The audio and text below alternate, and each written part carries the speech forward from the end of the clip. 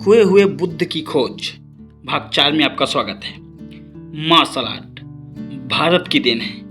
यह एक बहुत महत्वपूर्ण जानकारी है।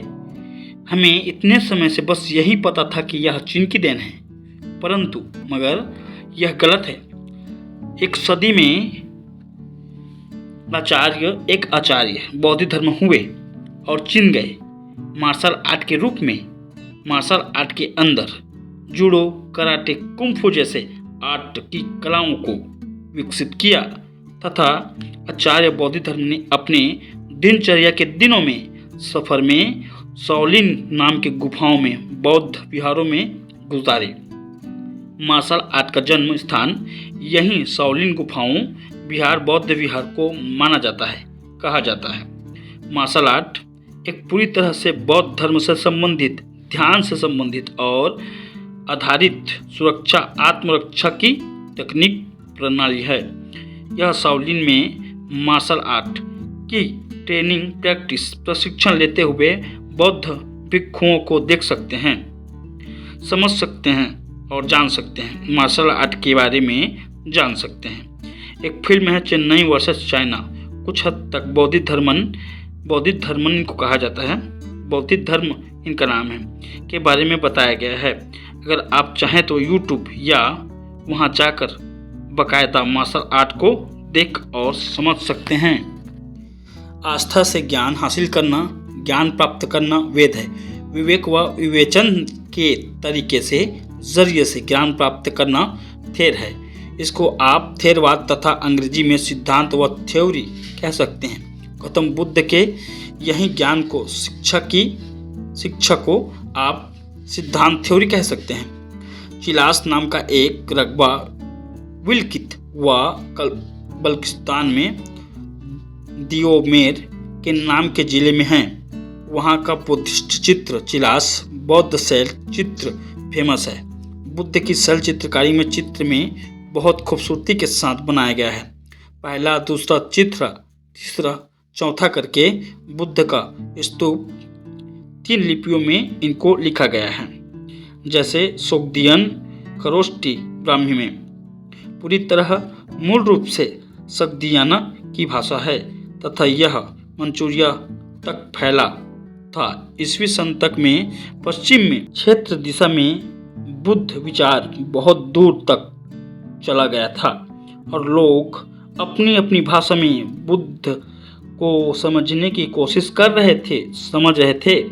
सिंह अपने भारत यात्रा सफ़र के शुरुआत में ही लिखा है उन्होंने कि उससे पहले कई देश से, आसपास से देशों के पड़ोसी देशों से भी बहुत सारे बौद्ध यात्री भारत आ चुके थे, जिनमें लगभग 56 बौद्ध यात्री थे।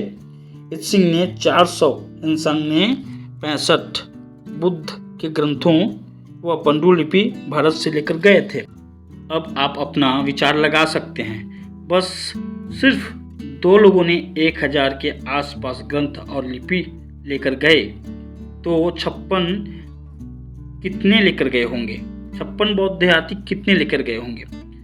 बाकी बौद्ध विश्वविद्यालय को छोड़कर भी बस नालंदा में 3 बड़े पुस्तकालय, लाइब्रेरी एवं सबसे विशाल लाइब्रेरी 9 मंजिला का था, वो भी उस समय। इससे आप खुद विचार लगा सकते हैं कि उस समय विश्वविद्यालय में कितना सारा किताब रहा होगा या था।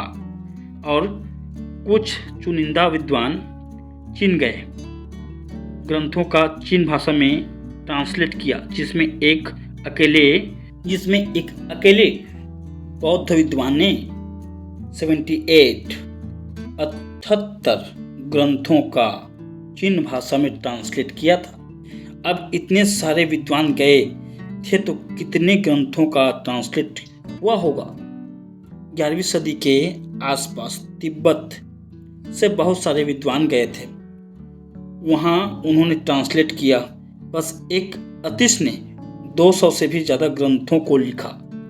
इससे पता चलता है कि कितने लोगों ने कितने सारे ग्रंथों को लिखा होगा। साधारण सी बात है, साधारण से समझने वाली बात है। पहियान भी यहाँ से बहुत कुछ लेकर गए थे। नालंदा विश्वविद्यालय में खुदाई हुई, उसमें साहित्य मिला, सोना चांदी के स्याही से लिखा हुआ। बौद्ध सभ्यता के प्रचार प्रसार का श्रेय मौर्यों को है। बौद्ध सभ्यता के प्रचार प्रसार का श्रेय मौर्यों को समझ सकते हैं। इसका प्रचार प्रसार करने का श्रेय मौर्यों को ही है। सम्राट अशोक के अभिलेख सभी प्राकृत में मिलते हैं, जबकि संस्कृत का कहीं नहीं मिलता है। कहीं भी वह मौर्यों ने बहुत सारे विहार बनवाए हैं। अमरावती, घंटसाल जैसे स्थान जगह इन्हीं के हैं।